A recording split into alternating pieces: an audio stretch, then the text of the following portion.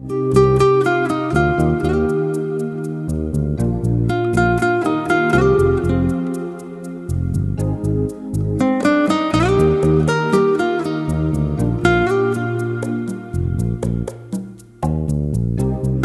দেওয়া বই, পুরনো হয়ে যাওয়া খবরের কাগজ একেবারে কি বাতিল?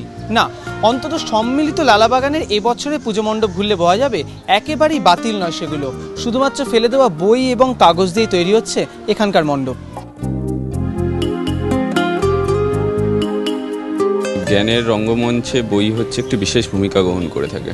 যে সমস্ত বই আজ আবর্জনা হিসাবে রূপান্তরিত হয়, তারপরে ঠোঙা হিসাবে রূপান্তরিত হয়, ফেলে দেওয়া হয়, সেই সমস্ত বইগুলোকে আমরা তুলে ধরেছি আমাদের মণ্ডপ সজ্জায়। বিভিন্ন ডিজাইন, বিভিন্ন কলকা, বিভিন্ন পাখি, নৌকা, পদ্ম, এইসব বিভিন্ন মেটেরিয়ালস ভেবে ওটাকে আমরা ইউটিলাইজ করছি।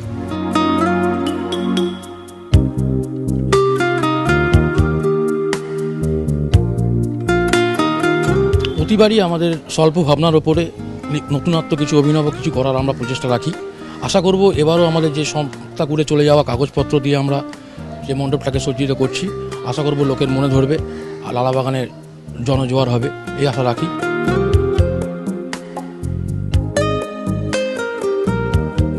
মূল মণ্ডপটা তৈরি হচ্ছে একটা খোলা বইয়ের আদলে।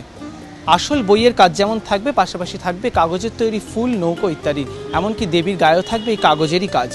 সব মিলিয়ে সম্মিলিত লালাবাগান এবছর সুপারস্টার বনাম মেগাস্টারের লড়াইয়ের জন্য তৈরি হচ্ছে। অরিচিক ভট্টাচার্য, এবিপি আনন্দ, কলকাতা।